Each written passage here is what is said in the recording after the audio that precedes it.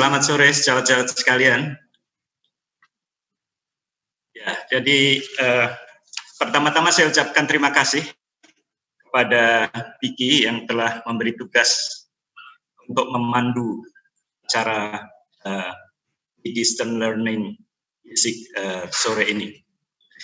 Saya mewakili Vicky juga ingin mengucapkan terima kasih pada PT Philip Indonesia yang sudah memfasilitasi sehingga acara Distance Learning ini bisa berjalan dengan baik.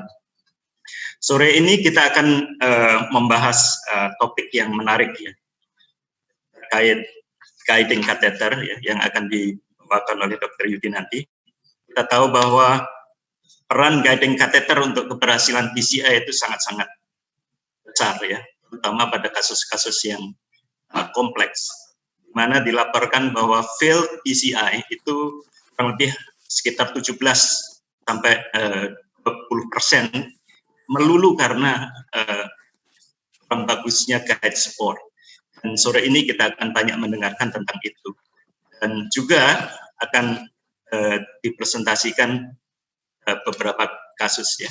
Ada 2 kasus yang juga sangat menarik untuk pembelajaran kita semua. Dr. Yudi, seperti kita kenal, adalah kardiologis, interventional cardiologist yang senior. Beliau bertugas di Rumah Sakit Umum Dr. Sutomo dan Siloam Hospital Surabaya. Beliau saat ini menjabat sebagai Head of Medical Services di Heart Center Rumah Sakit Umum Daerah Dr. Sutomo. Beliau juga Senior Lecturer di Departemen Kardiologi di UNER. Saat ini menjabat sebagai Vice Chairman the Indonesian Heart Association. Dan beliau juga baru menyelesaikan tugas sebagai Ketua PERKI Surabaya. Kita memiliki 2 fellow untuk hari ini, Dr. Hari Indratno, yang saat ini fellowship di Dr. Karyadi General Hospital Semarang, ya, dan Dr. Mas, ya, yang saat ini mengikuti fellowship di Harapan Kita. Kita juga memiliki 3 panelis yang senior ya.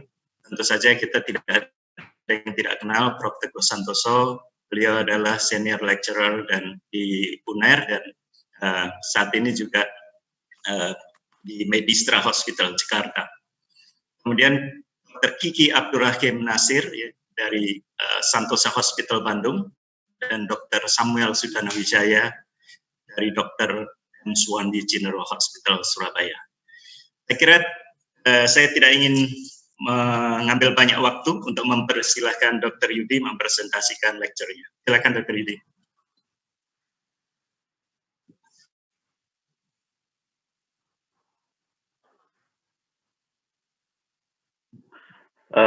Baik, dengar suara saya, Dr. Bambang? Halo? Dengar suara sekali, saya? Jelas sekali, ya. Go ahead. Oke, selamat sore semuanya. Assalamualaikum warahmatullahi wabarakatuh. Salam sehat untuk semuanya. Jadi, sore ini saya mendapatkan tugas dari NCD untuk menyampaikan suatu topik yang menurut saya sangat menarik. Support. Baik, saya ingin memulai presentasi saya dengan menampilkan suatu gambaran angiografi seperti ini. Kita lihat di sini bahwa ini adalah RCA tentunya. Kita lihat osteal take off-nya di sini menunjukkan adanya bentukan yang stable group. Kita lihat juga di sini ada very tortuous, kemudian di distalnya ada CTO. Dan kalau kita lihat bagian yang kiri, left coronary artery, kita lihat sama saja, ada tortuosity yang sangat berat di sini, juga tampak di sini ada lesi yang sangat signifikan, dan tentunya kita tahu bahwa ini adalah highly calcified di daerah proksimal dan Lehmin. Lalu apa yang terlintas dalam pikiran kita kalau kita punya pasien seperti ini? Dilakukan angio, gambarannya seperti ini. Tentunya sekilas yang terpintas adalah wajah-wajah teman kita di bedah TKV. Karena tentunya ini akan lebih baik jika dilakukan oleh dilakukan bypass. Tapi ini menjadi masalah ketika pasiennya tidak mau untuk dilakukan bypass. Dan tentunya yang terlintas berubah.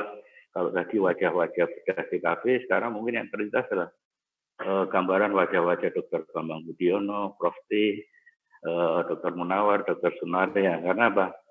Seperti ini tentunya harus dilakukan oleh orang yang expert dan tentunya adalah harus mempunyai fasilitas yang cukup untuk melakukan tindakan yang appropriate.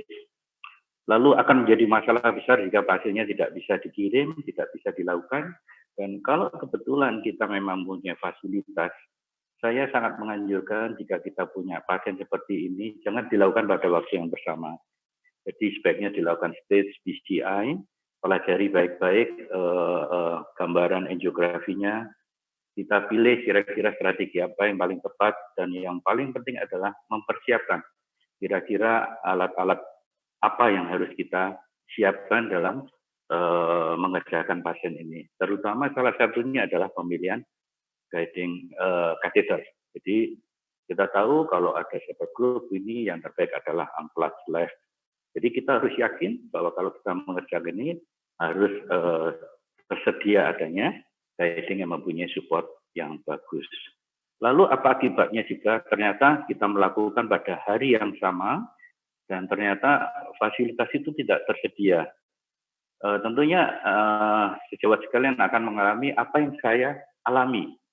Ini adalah satu kasus RCA CTOD proximal. Kemudian pada saat saya minta guiding unplugged, ternyata tidak tersedia. Akhirnya ini yang kita pakai JR. Oke, kita coba, ternyata syukur, alhamdulillah akhirnya wiringnya cross. Tapi pada saat saya melakukan balloon, kita lihat itu ya, guidingnya guidingnya tampak apa ya, mendal-mendal ya. Susah bahasa Indonesia mendal-mendal ini ya. Jadi tampak di sini, meskipun kita sudah cross, ternyata balonnya tidak dapat menembus lesi yang sangat keras sekali. Dan tampak di sini bahwa guiding supportnya sangat tidak baik ya. Ini yang kita sebut sebagai balloon uncrossable CTO. Dalam keadaan begini ada dua hal yang kita harus lakukan, modify lesionnya, kemudian berikan support yang baik untuk guidingnya. Kita tahu bahwa tadi unplugged left-nya tidak tersedia. Jadi apa yang saya lakukan? Oke, kalau gitu kita lakukan modifikasi daripada lesinya. Apa yang terpikir pada saat itu, saya melakukan rotablator. Kita lakukan rotablator, kita lihat apa yang terjadi. Nah, ya, guiding kita terlempar. Itu artinya apa? Meskipun kita ingin melakukan suatu modify daripada plug-nya, tanpa ada support catheter, guiding catheter yang baik, kita akan fail untuk melakukan prosedur PCI yang baik ya. Jadi dari sini kita tahu bahwa dari kasus yang pertama tadi high calcified tortuous CTO lesion, kemudian ini CTO yang keras, pada saat inilah kita tahu bahwa kita membutuhkan suatu guiding catheter yang supportnya baik. Sebelum kita mengarah ke macam-macam teknik bagaimana memperbaiki support daripada guiding catheter, mungkin kita ada baiknya kita mempelajari kembali apa sih guiding catheter. Sebenarnya guiding catheter itu sudah didesain untuk memberikan support yang baik. Kita lihat di sini, di dalam guiding catheter itu ada anyaman stainless steel. Kemudian dia dilapisi juga oleh polyurethane sheet ya. Harapannya apa? Memang supaya supportnya itu baik sehingga bisa mendelivery beberapa alat yang dibutuhkan, misalnya stand, balon, dan mungkin bahkan beberapa balon dalam satu kali delivery. Dan guiding catheter itu sebenarnya sudah didesain supaya supportnya baik, yaitu dengan cara mendesain agar ada titik-titik daripada catheter itu yang berkontak dengan aorta. Semakin banyak titik yang kontak dengan aorta, supportnya akan semakin baik. Tidak hanya jumlah titiknya saja, semakin luas daerah kateter yang kontak dengan aorta, ya dia bersandar di aorta, itu tentunya supportnya akan lebih baik. Dan guiding catheter memang didesain untuk keperluan itu. Yang lain lagi, guiding catheter memang didesain kalau kita memang memasukkan, katakanlah itu lewat femoral artery, harapannya adalah sudut yang dibentuk antara guiding catheter dan aorta itu lebih besar. Sehingga supportnya akan lebih baik dalam hal ini. Jadi kalau ini angle-nya lebih besar, sudutnya lebih besar, tentunya supportnya lebih besar jika dibandingkan dengan yang sudutnya lebih kecil. Sebenarnya seberapa kuat sih guiding itu memberikan backup support? Itu ada rumusnya ini. Ada rumusnya, ini semua rumusnya, itu ditentukan oleh berapa titik dia berkontak dengan aorta, berapa luas dia kontak dengan aorta, berapa sudut yang diciptakan pada waktu kanulisasi. Itu akan menentukan seberapa besar backup daripada guiding aorta. Jadi ini ada rumusnya, ini rumusnya.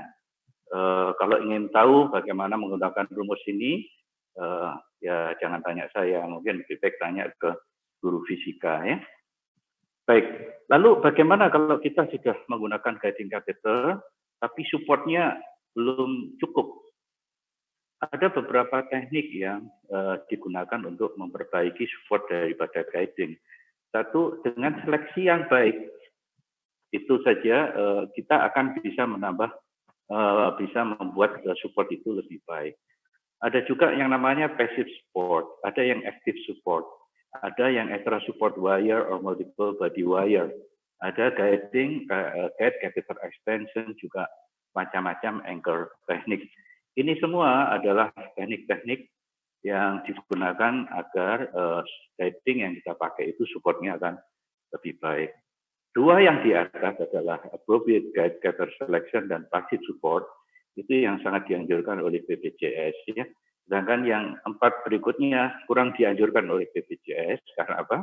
Ini memerlukan beberapa alat-alat tentunya mahal biayanya dan mungkin saja tidak tercover oleh BPJS kalau kita melakukan teknik-teknik yang 4 di bawah ini.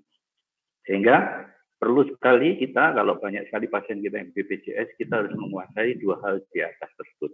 Mulai pertama ya kita membahas lebih dalam tentang appropriate guide catheter selection. Bagaimana sih kita memilih guide catheter secara appropriate supaya supportnya itu baik.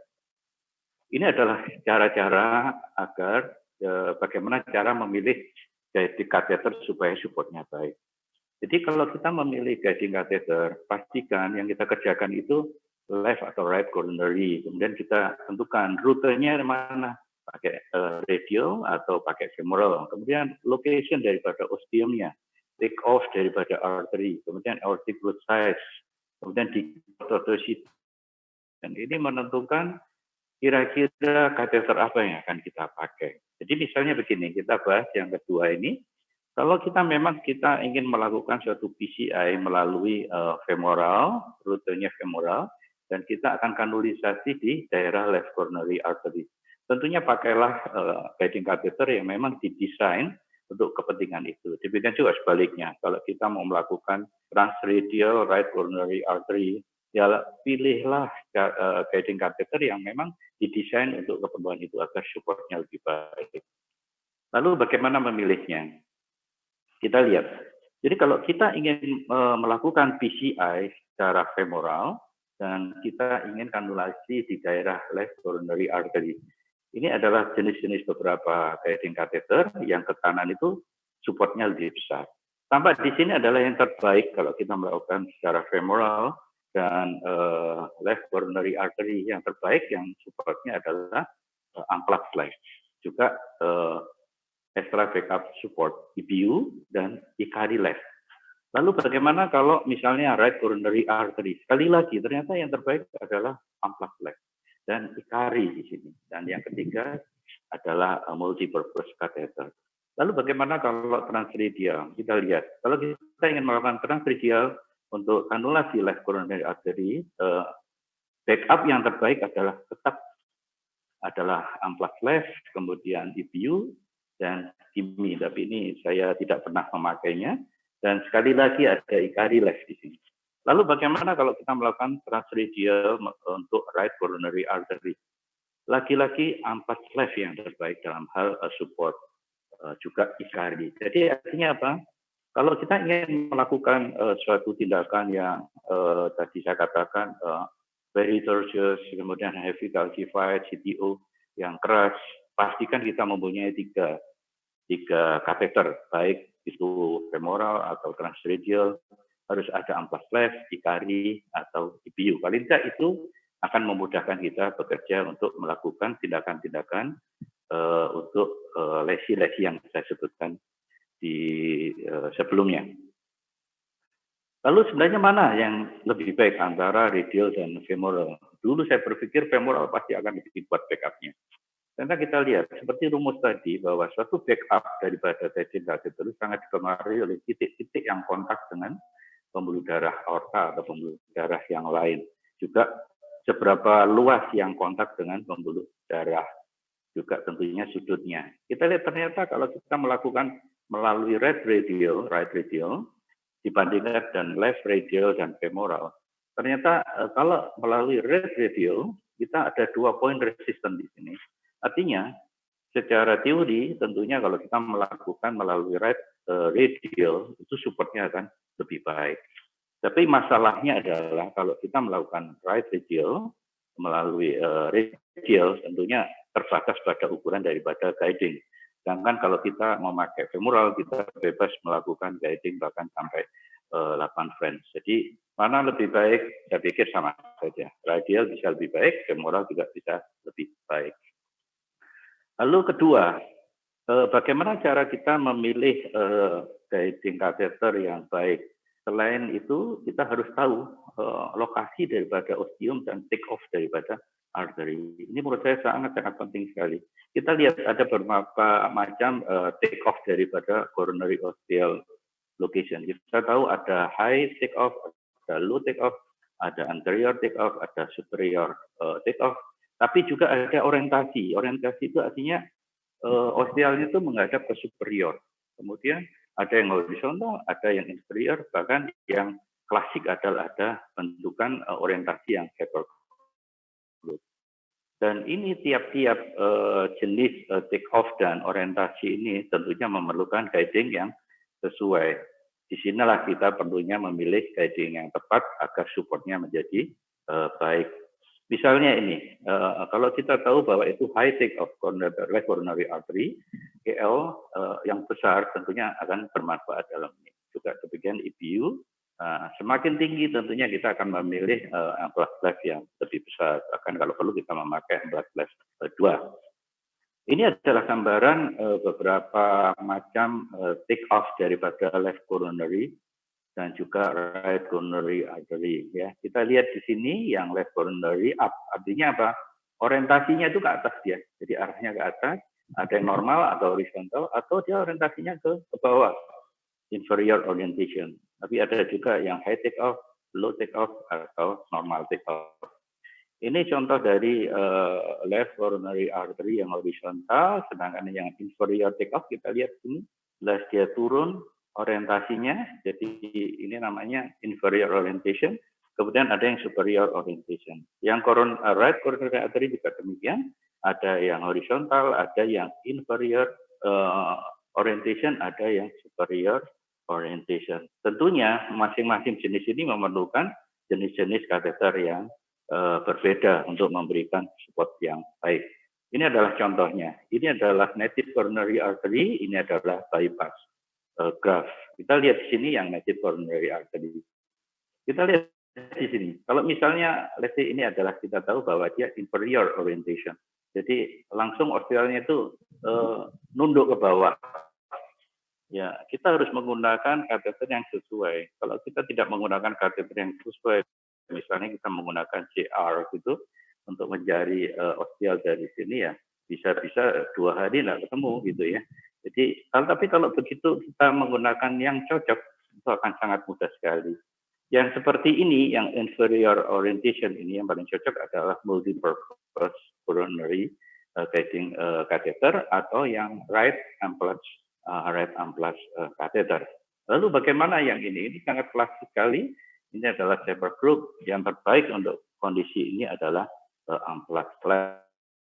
Nah ini yang normal, bisa saja ini pakai JR, bahkan pakai EBU kalau kita lebih kuat bisa menggunakan itu semua. Ini juga yang shaper group. Ini yang menarik ya. Sering sekali kita nggak nemu-nemu, cari di atas-atas kok nggak ada ya. Mungkin inferior ternyata bukan. Ternyata dia low take off. Dan low take off yang terbaik adalah unplugged right gitu. Demikian juga kalau kita melakukan graph study kita tahu kalau kita mencari graph vein yang untuk right coronary artery hampir selalu orientasi daripada grafnya itu ke bawah. Dan ada yang rutin bila mencari graph vein yang untuk right coronary, mulailah dengan multi-purpose guiding catheter, atau ini pilihan yang terbaik kedua adalah memakai unplugged right. Jadi bayangkan kalau misalnya orientasi begini kita memakai JR itu orientasi curve-nya itu ke atas. Kita nggak akan nemu. Kali kita ke sini dia masih ke atas, ya. Bisa frustasi nanti carinya ya. Lalu juga bagaimana kalau yang untuk graf yang untuk circumflex? Circumflex selalu seorang surgeon akan menempatkan grafnya itu di daerah anterior, ya. Dan posisinya hampir selalu dia superior orientation. Jadi dalam hal ini yang terbaik adalah menggunakan kateter yang bentuknya seperti ini. Kita bisa memakai EBU dengan sedikit manipulasi atau memakai unplugged flash. Tapi tentunya yang ukurannya besar karena selalu grafnya itu di atas native coronary artery. Jadi sahabat sekalian, jadi penting sekali kita tahu orientasi dan take off daripada coronary artery yang native atau termasuk yang graf untuk menentukan guiding catheter kita mana yang paling cocok. Kalau sudah cocok tentunya akan memberikan backup support yang baik. Lalu ini yang klasik yaitu shaper group. Jadi yang ini yang terbaik adalah menggunakan unplugged flash ya, ada macam-macam ya. Kita lihat di sini. Ini yang dianjurkan tapi ini yang harus dihindari. Kalau shaper group jangan lagi memakai GR4. Karena apa? Ya, supportnya pasti tidak akan baik. Bahkan kadang-kadang susah mengkanulasi. Nah, ini penting sekali. Karena kalau kita memakai guiding yang baik, mungkin aja prosedurnya akan sangat cepat. Jadi begitu kita salah memilih guiding catheter, prosedurnya akan menjadi sangat rumit sekali. Lalu ada anomali di sana. Ya. Sering sekali kalau kita RCA nggak nemu-nemu, ya. Yang paling sering saya pribadi akan memakai unplugged flash, tapi ini kalau orientasinya seperti ini, unplugged right adalah yang terbaik. Kemudian sering sekali dia di atas atau di bawah di daerah anterior sini. Biasanya ini bisa dicari dengan memakai unplugged flash. Ini yang anomali. Mungkin kalau mau detail nanti pada diskusi kita bisa kembangkan lagi. Lalu guiding catheter selection itu sangat dipengaruhi oleh aortic root size ya. Jadi semakin besar aortic root-nya, ya tentunya kita harus memilih ukuran secondary curve daripada guiding yang lebih besar. Kalau seperti ini ya overdilated begini sampai 5 ya kita harus memakai Judkin right yang besar atau Judkin left yang besar atau memakai EBU dan sebagainya. Jadi aortic lebar daripada aorta itu menentukan jenis kateter apa yang kita pilih. Kemudian tentunya degree tortuosity dan calcification itu menentukan ya, tergantung daripada semuanya. Dari tadi saya selalu menampilkan gambar yang unplugged flash. Kenapa gambar ini selalu saya tanyakan di sini? Karena ternyata kalau kita lihat semuanya, unplugged flash itu bisa memenuhi syarat untuk semua ini. Jadi menurut saya dia bisa untuk left, right, bisa femoral, bisa radial, bisa anomali pun bisa dilihat, kemudian graf bisa dicari, take off-nya atas bisa dicari, yang superior bisa dicari, inferior bisa. Demikian juga aortic root yang besar itu juga bisa memakai unplugged, apalagi kalau tortuous dan klasifikasi. Jadi saya sangat menyarankan unplugged strap ini bisa tersedia di catheter lab kita. Lalu bagaimana yang lain? Ada passive support, ada active support. Apa itu bedanya passive dan active? Ini active support, ini adalah passive support. Maksudnya passive support itu tanpa memanipulasi guiding-nya, guiding catheter itu sudah memberikan support yang baik. Tetapi yang active support adalah perlu manipulasi agar guidingnya memberikan support yang baik. Ciri daripada yang passive support biasanya tipnya itu lebih panjang. Kemudian banyak daripada kateter yang bersandar di aortanya, aortic wall. Kemudian passive support itu semakin besar, dia semakin besar pula supportnya. Ya. Kemudian primary curve-nya itu stiff. Dan dia tapi risiko untuk disectionnya lebih besar daripada yang active support. Sedangkan yang active support justru yang kayak ukurannya lebih kecil itu lebih mudah kita bisa memanipulasi supaya guidingnya bisa deep seat misalnya, sehingga supportnya lebih baik. Dan biasanya soft tip, tentu saja bisa dimengerti kenapa harus soft, karena kita perlu memanipulasi kateter itu sudah tidak traumatis. Dan biasanya curve-nya yang primary itu lebih fleksibel dibandingkan yang passive support.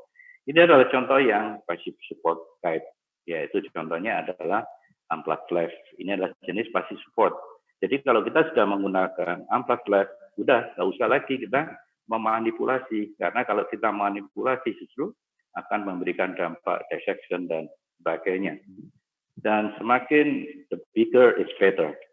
Ya, is the size is matter. Nah, ini sama saja. Mudah-mudahan tidak ada yang tersinggung dengan pertanyaan ini.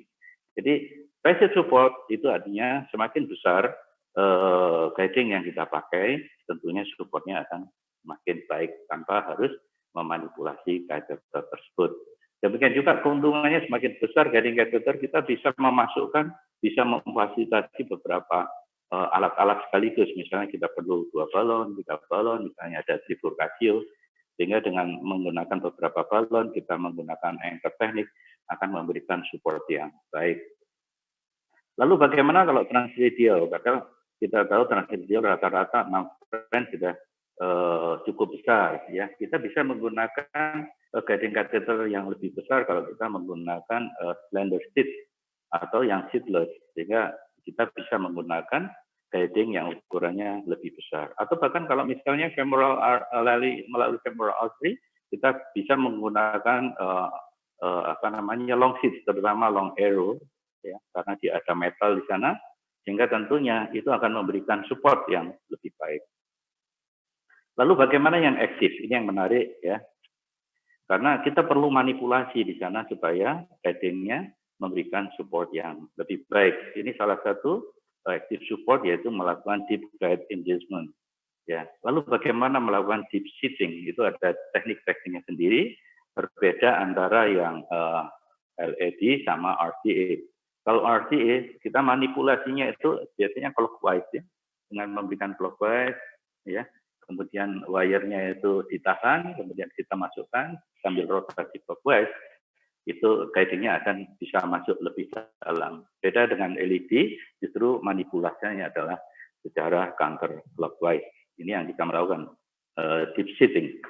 Ada cara yang lebih baik, yaitu dengan anchor balloon, ya. Kalau kita ingin deep seated di sana, masukkan wire, taruh balon di bawahnya, kembangkan, kita bisa memasukkan guiding lebih baik. Caranya macam-macam, nanti kita bahas pada saat anchor teknik. Ini adalah deep throttling, jadi membuat guidingnya itu masuk dalam sekali dengan manipulasi secara anchor teknik, distal anchor teknik, sambil merotasi sesuai dengan apakah dia right coronary atau left coronary artery. Lalu yang lainnya adalah bagaimana memanipulasinya, yaitu dengan menggunakan guide catheter extension. Mungkin Dr. Bambang masih ingat, ya, kalau dulu itu nggak ada ini guide liner, ada Gagila, itu nggak ada. Dulu ada mother in child. Mother in child itu sangat ribet sekali karena hasilnya adalah memakai sistem over the wire. Begitu diciptakan yang monorail, kayak catheter extension, sudah kita nggak pernah lagi memakai mother in child. Meskipun mungkin karena guidingnya akan supportnya akan lebih baik pada mother in child karena mereka memakai sistem monorail. Ini adalah salah satu contoh jenis guiding catheter extension, yaitu Gagila dan guide liner. Ya, ini yang Gagila yang pertama, ya. Keluaran pertama menunjukkan Gagila lebih dari meter yang lebih kecil, outer diameternya lebih kecil, sehingga dia bisa defisit lebih baik dibandingkan dengan guideliner yang V2. Tapi sekarang sudah ada guideliner yang V3. Dengan guideliner yang V3 ini, yang menarik adalah dia mempunyai ukuran yang lebih kecil, yaitu 5 frame sekarang. Dan kalau kita lihat desainnya, ada namanya house tube di sini.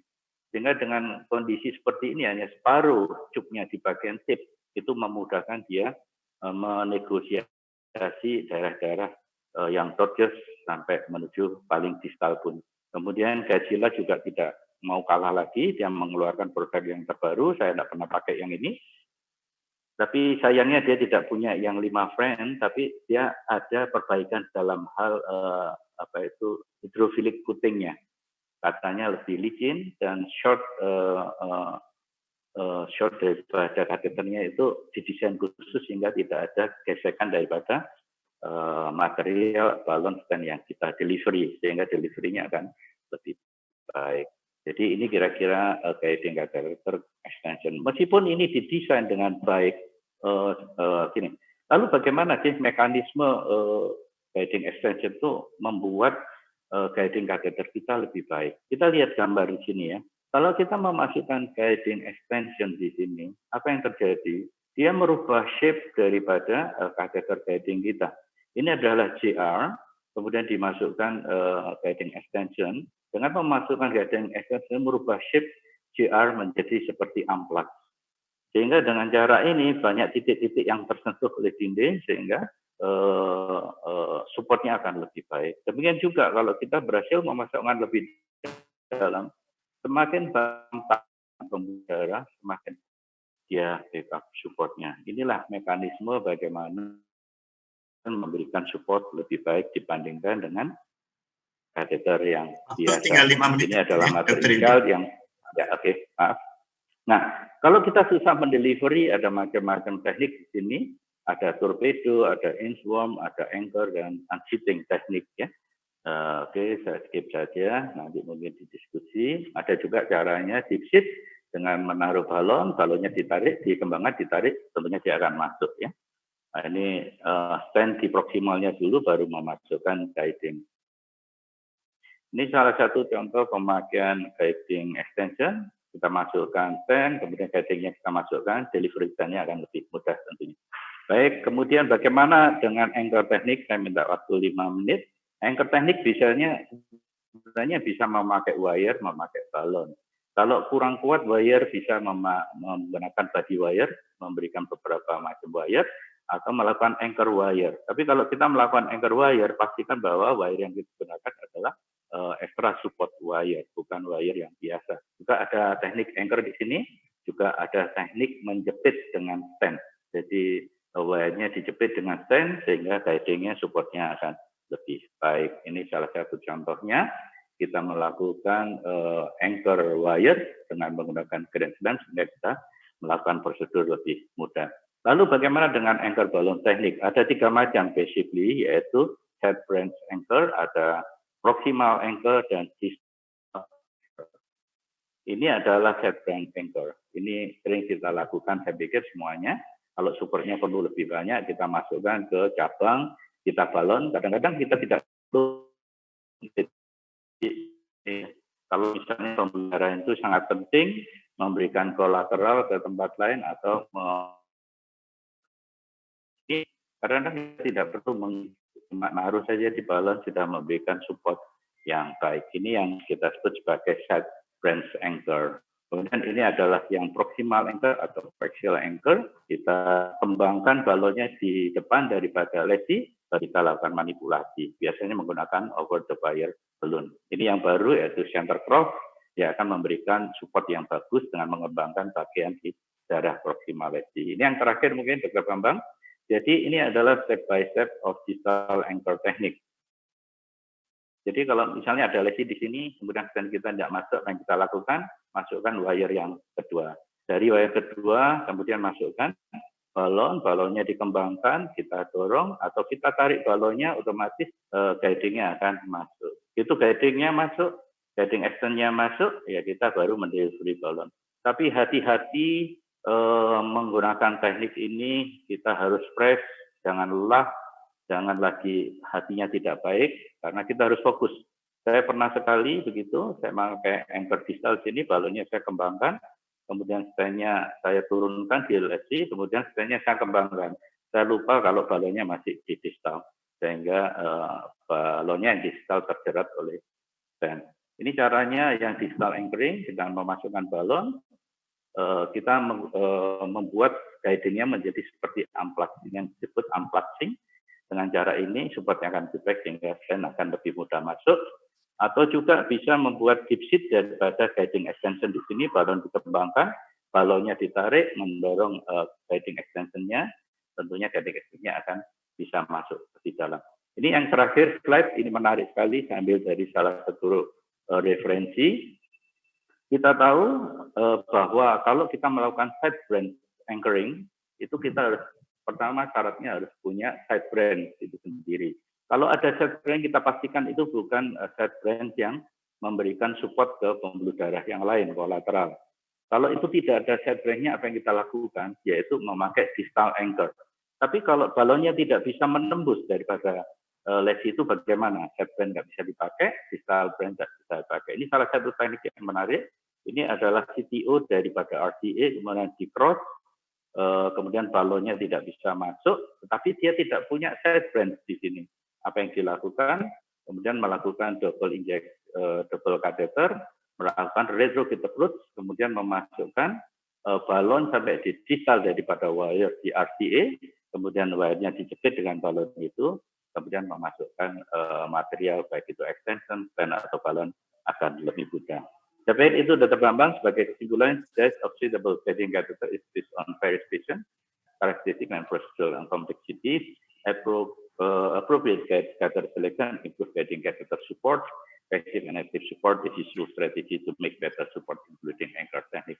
Terima kasih Dr. Bambang, mohon maaf kalau ada kelebihan waktu sedikit. Terima kasih.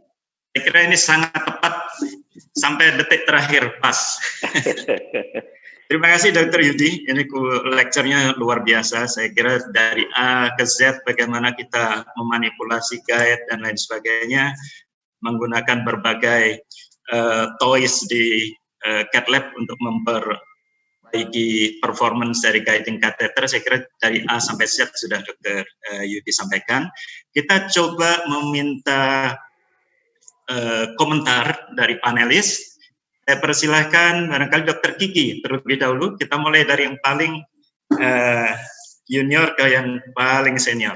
Supaya yang paling senior, Prof. T, bisa memberikan wrap up dari semua isu yang kita angkat dari ini. Silakan Dr. Kiki. Terima kasih Dr. Bambang. Assalamualaikum warahmatullahi wabarakatuh. Sudah saya jelas? Waalaikumsalam. Jelas sekali, Dok. Terima kasih ke Dr. Yudi yang telah memberikan lecture-nya, menjelaskan kepada kita secara detail sekali mengenai pentingnya pemilihan guiding catheter yang tepat pada saat PCI. Yang mana guiding ini menjadi sangat penting untuk keberhasilan dari PCI kita. Yang mulai dari pemilihan jenis guiding catheternya, atau kita pakai Jaskin, pakai external backup, pakai amplas atau Ikari, yang mana Dr. Yudi menjelaskan bahwa dari semua guiding catheter malah amplas adalah yang paling support untuk baik untuk ke right coronary atau left coronary. Begitu juga dengan pentingnya diameter guiding catheter, di mana kalau kita kompleks PCI atau simple PCI, maka makin kompleks PCI yang kita akan lakukan, kebutuhan diameter guiding akan memberikan support yang lebih baik, makin besar makin baik. Itu juga kalau udah semua itu kita pakai masih juga belum support, kita ada teknik berikutnya itu dengan memakai wire atau pakai body wire, kemudian body wire, atau bila perlu sampai kita terjadi mengatakan sampai pakai dengan teknik anchor balon, yang semua itu membuat support guiding kita lebih baik. Dan juga dengan adanya extension guiding yang sangat-sangat membantu dulu yang benar kata Dr. Yudy bahwa Mother and Child memang lebih ribet. Sekarang sangat-sangat membantu dengan adanya Kursila atau extension guiding, yang mana hampir semua lesi baik itu Topos, Classified bisa mendelivery baik itu balon dan stand, sehingga lesi-lesi yang sulit pun bisa dibantu, sangat dibantu dengan adanya action guiding ini. Ya. Dari semua itu sehingga sangat-sangat membantu kesuksesan dari PCI kita, sehingga lama kerja kita akan juga lebih singkat, dan yang pasti adalah pasien safety yang akan lebih baik. Saya akan memberikan contoh satu kasus, yaitu mengenai pentingnya pemilihan guiding catheter.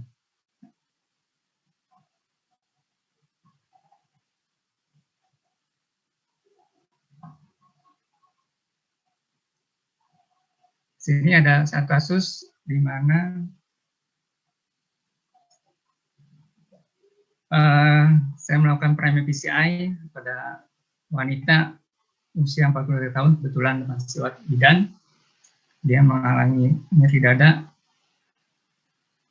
Keluar ya. Tolong di-accept gitu. Ya, share screen.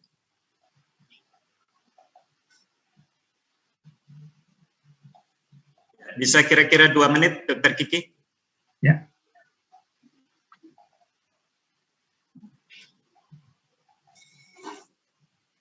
Oke. Ya, ini dengan semi inferior. Setelah kita diagnostik, ternyata ada kelainan anatomi dari mana bahwa origin ostial dari RCA bersatu dengan detachment. Ya.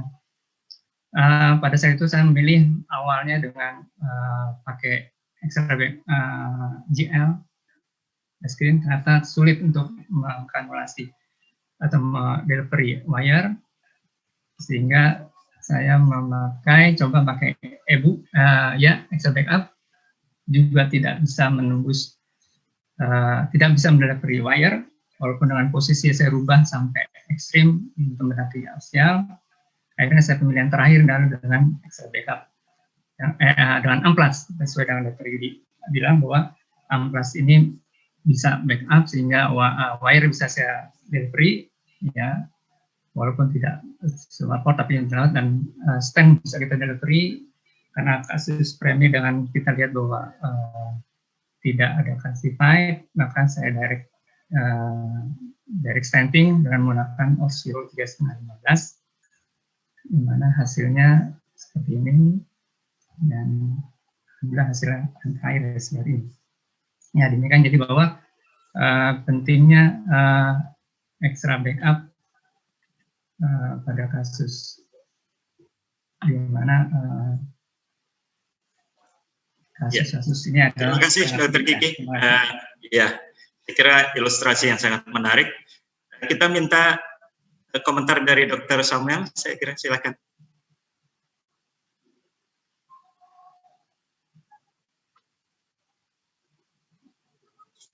Di unmute dulu, Dr. Samuel, maaf. Di unmute, ya. Ya. Oke, go ahead. Ya, silakan. Sudah terdengar? Sudah, Dok. Ya, selamat sore semua, salam sejahtera. Terima kasih untuk kesempatan yang diberikan pada saya. Jadi, saya kira topik yang disampaikan hari ini memang bagus sekali. Apalagi yang menyampaikan adalah seorang lecturer yang handal, ya, Dr. Yudy sudah menyampaikan dengan sangat jelas, detail, dan mudah sekali diikuti. Dan ini saya kira suatu materi pembelajaran ini sangat baik, khususnya untuk intervensi yang pemula. Masalah pemilihan guiding ini memang benar-benar krusial, ya, supaya kita tidak mengalami nightmare pada saat tengah-tengah kita melakukan PCI. Jadi dari pengalaman saya juga biasanya saya butuh waktu untuk memikirkan ini enaknya guiding apa yang saya pakai. Jadi kita benar-benar harus memikirkan sudutnya, take off-nya di mana, dia menghadap bawah atau atas, ini kanan atau kiri, ini kita dari radial atau transfemoral. Ya, jadi itu semua harus dipertimbangkan sehingga kita tidak bisa asal saja memilih guiding catheter. Dr. Yudi sudah menjelaskan dengan sangat baik, dan selain hal-hal itu kita juga perlu memperhatikan anatomi lengkungan dari aortanya sendiri dan juga lengkungan dari subclavianya kalau kita melalui radial. Jadi pada kondisi-kondisi tertentu, radial kita bisa memperoleh support yang sangat baik, tetapi sebaliknya pada kondisi tertentu, melalui radial ini juga bisa sangat jelek supportnya. Jadi tergantung anatominya juga selain pemilihan alat-alatnya tadi. Kemudian sudah dibahas juga mengenai alat-alat bantuan selain guiding catheter, dan saya kira memang sesuai dengan yang lain juga sudah menyebutkan bahwa adanya guide extension itu sangat menolong, dan saya sendiri banyak mengalami bahwa acara saya PCI terselamatkan karena ada guide extension. Jadi di mana kita benar-benar sudah sulit, nggak bisa masukkan stent. Nah, pada saat kita pakai guide extension, ternyata begitu mudah untuk masuk. Ya, jadi ada case yang sudah saya rota dan sebagainya, tetap stent tidak bisa masuk. Akhirnya dengan guide extension yang dibantu dengan anchoring balloon di distal, guide extension masuk, stent masuk, ternyata begitu mudah akhirnya. Jadi ini sangat menolong, karena itu saya anjurkan untuk setiap cath lab selalu sebaiknya sedia ini guide extension. Jadi saya kira itu, jadi ini sudah, menurut saya Dr. Yudi sudah menjelaskan dengan lengkap sekali ya, Dr. Bambang. Sudah jelas sekali. Terima kasih Dr. Samuel. Saya kira komentarnya sudah sangat-sangat mendukung apa yang sudah disampaikan oleh Dr. Yudi. Sebelum kita menuju ke Prof. Santoso, saya kira ada baiknya kita menjawab ada 2 pertanyaan dari fellow. Yang pertama dari Dr. Fajar Herianto. The distal anchor, kira-kira ukuran yang ideal balon ya, size dari balon dan berapa ATM dikembangkan. Itu dari Dr. Fajar Herianto. Sekaligus saya sampaikan pertanyaan kedua. Terima kasih lecture Dr. Yudi yang sangat mencerahkan sebagai fellow junior. Mohon izin bertanya, bila tidak tersedia support wire seperti Grand Slam wire, sejauh mana jenis workhorse wire yang mana yang bisa digunakan untuk anchor teknik? Terima kasih. Silakan Dr. Yudi. Ya, terima kasih. Mohon koreksinya nanti Prof. kalau saya salah menjawab. Jadi memang dulu itu ada Ironman, ada Grand Slam, kemudian ada extra support wire. Jadi sangat perlu sekali. Dulu waktu ada Grand Slam, Ironman sama extra support wire, kasus-kasus lesi yang yang keras pun tight lesion itu bisa dibantu. Misalnya kita memasukkan wire yang biasa, kemudian masuk micro catheter sampai distal, mengganti dengan Grand Slam atau extra support wire, supportnya menjadi sangat-sangat baik sekali. Tapi nggak tahu, akhir-akhir ini kok sukar sekali menjadi extra support wire. Lalu bagaimana kalau kita tidak punya extra support wire, kemudian kita mau melakukan suatu anchor wire? Bisa saja wire-nya 2, ditambah 2. Jadi anchor 1 di target lesion, 1 di side band, boleh ditambah 1 lagi di side band supaya anchornya lebih baik. Jangan 3, nanti kalau 3 dimarahi BPJS nanti. Jadi, kalau misalnya mau kuat lagi jangan 3, ya mending memakai balon anchor, jadi memasukkan balon di sana. Jadi kadang-kadang balon pun tanpa di-inflate, dalam posisi deflate itu sudah cukup memberikan support yang baik. Kalau memang kurang ya dia dikembangkan, bahkan kalau perlu, kalau kurang kuat lagi balonnya ditarik, sedikit ditarik, guidingnya dimasukkan, itu akan membuat lebih mudah deep seat untuk guiding maupun guiding extension.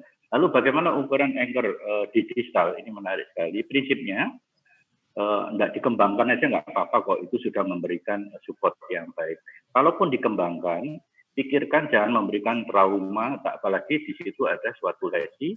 Bahkan kalau normal pun kalau bisa jangan memberikan trauma pada endothel.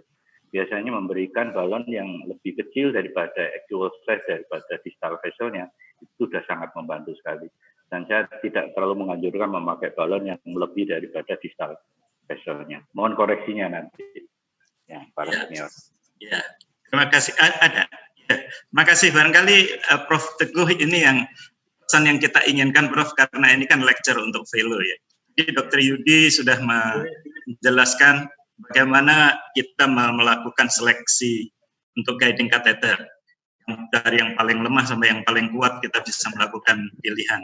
Nah, apa pesan Prof untuk para fellow ya? Apakah kita akan memilih yang very agresif atau tapi more complication atau less aggressive, less complication dengan misalnya menggunakan guide extension dan lain sebagainya. Ada pesan khusus barangkali, Prof? Mau agresif juga boleh, tapi dengan tanpa komplikasi atau komplikasi. Dr. Yudi itu ahli. Jadi saya diminta untuk memberikan komentar. Buat saya agak susah karena menurut Dr. Bambang tadi udah lengkap dari A sampai Z. Menurut Dr. Samuel juga katanya udah excellent dan saya setuju sekali. Lecturenya sekali. Terima kasih, Prof. Beberapa saya sedikit tambahkan. Tadi udah panjang lebar dijelaskan mengenai teknik-teknik memperkuat backup support itu dengan deep seating, mother in child teknik, dengan penggunaan guide sila, dengan penggunaan guide liner. Beberapa words of caution ya. Pertama, kita harus hati-hati, tadi juga sudah disebut oleh Dr. Yudi, cuma saya ingin menambahkan lagi untuk menekankan lagi. Kita harus very careful kalau kita lihat ada proximal atau ostial lesion. Jadi kalau ada lesi di ostial atau di proximal dan kita mau fix lesi lebih distal lagi, kita harus hati-hati kalau kita mau deep seat memasukkan guiding catheter, mother in child atau guide sila, kita bisa induce dissection di situ. Dan apalagi kalau lesi di proximal itu kita udah lakukan rota atau POBA. Jadi daerah situ udah ada jejas, udah ada trauma, jadi kita hati-hati. Dan tadi sudah dijelaskan oleh Dr. Yudi juga, kita biasanya menggunakan balloon, dan itu protected pada waktu kita memasukkan guide liner atau kita memasukkan kateternya, dengan diproteksi oleh balloon itu, dengan demikian akan lebih aman. Tapi walaupun demikian, tetap kita harus hati-hati. Apalagi kalau kita harus menegosiasi sudut. Karena apa? Karena kita menghadapi masalah ini, biasanya kalau pertama ada calcification. Dan kedua kalau ada tortuosity. Jadi biasanya kita menghadapi masalah sudut dan lesi yang keras. Jadi karena itu kalau kita push too hard, kita bisa induce dissection, intramural hematoma yang bisa menutup pembuluh darah, bahkan worst case scenario adalah perforation. Jadi itu kita harus hati-hati dengan itu. Dan tadi juga sudah disebut dan saya ingin menekankan sekali lagi, kalau perlu kita bisa menggunakan kalau ada lesi di proximal, body wire stand teknik. Jadi lesi yang di proximal kita pasangin stand juga, tadi sudah dijelaskan oleh Dr. Yudi, pasangin stand sampai optimal, sampai standnya betul-betul well deployed, pembuluh darahnya besar, baru kita lakukan teknik-teknik yang tadi telah disebut, sitting, gajila, dan sebagainya, dengan sekali lagi hati-hati, jangan sampai merusak stand, jangan sampai menyebabkan terjadinya concertina effect. Dan hal itu bisa kita cegah dengan di tempat standnya itu kita taruh balon, jadi waktu kita masukkan guide sila atau catheter dan sebagainya, kita melalui balon yang memproteksi stand tersebut. Kemudian yang lain lagi adalah begini, kalau lesinya itu panjang, di mana kita harus memasang stand yang overlapping atau panjang, kadang-kadang itu menyebabkan iskemia. Jadi kita harus hati-hati, kalau orang yang terampil sekali seperti Dr. Yudi nggak masalah, biasanya cepat sekali. Tapi kalau enggak, kita boleh pikir menggunakan side hole catheter. Dan side hole catheter, kita kalau nggak tersedia, kita bikin sendiri. Saya rasa mungkin nanti bisa tanya sama Dr. Bambang bagaimana caranya bikin dengan jarum yang dipanasin dengan korek api, kemudian kita bikin lubang. Itu. Kemudian hal yang lain lagi adalah begini, kalau kita mendapatkan masalah dengan guide support, dan kita sudah berusaha melakukan sesuatu segala macam yang tadi telah diterangkan oleh Dr. Yudi, dan tetap masih mendapatkan kesulitan, kita mesti berpikir seperti yang juga tadi sudah dijelaskan oleh Dr. Yudi, jangan terlalu fix dengan pemikiran kita harus memperkuat support, kita harus mencari jalan lain. Jalan lainnya itu adalah yaitu tadi kalsifikasinya kalau bisa kita perbaiki, atau tortuosity. Jadi tortuosity misalnya kita bisa pakai body wire teknik atau body balloon teknik. Jadi dengan demikian kita ada combinations of techniques untuk mengatasi masalah ini. Kembali mengenai tadi nggak ada backup support dan kita mau melakukan seperti yang tadi saya ceritakan, rota misalnya, tapi ternyata kok backup supportnya nggak baik dan kateternya keluar, kita bisa pakai guideliner. Jadi ini combination of teknik. Guideliner bisa accommodate 1.25 mm bore. Jadi dengan itu kita mungkin bisa mendapatkan hasil, dan kita majukan bore-nya pelan-pelan sekali. Dengan demikian dia nggak akan loncat, dan ada guideline-nya di dalam. Nah, jadi hal ini juga sama seperti kalau kita melakukan kasus CTO. Kadang-kadang kita nggak bisa memajukan device kita antegrately. Kalau kita ada kesulitan, udah jangan stop di situ. Kita pikir yang lain. Usahakanlah dengan teknik retrograde. Jadi jangan terlalu kaku dengan approach kita. Combination of teknik perlu. Dan yang terakhir adalah tadi ada satu kasus yang ditayangkan oleh Dr. Yudi mengenai CTO, di mana anchor balloon-nya, disturb anchor balloon dimasukkan melalui retrograde. Nah, kalau kita menghadapi masalah yang hampir sama, kita bisa melakukan hal ini dengan 2 guiding catheter. Jadi 1 guiding catheter, wire, masukin lagi 1 guiding catheter lagi, wire lagi. Nah, belunya dimasukkan di wire itu untuk menjepit wire yang di kateter yang pertama. Jadi ini adalah sama seperti yang tadi kira-kira yang case yang terakhir Dr. Yudi sampaikan, tapi dua-duanya integrate. Itu kira-kira tambahan dari saya, tapi ya semoga ada gunanya. Terima kasih, Prof. Saya kira sangat membuka wawasan kita semua. Terima kasih, Prof. Bukan cuma untuk fellow, tapi saya kira termasuk saya juga. Karena mohon maaf, karena waktu sudah tepat ya, kita beralih ke presentation.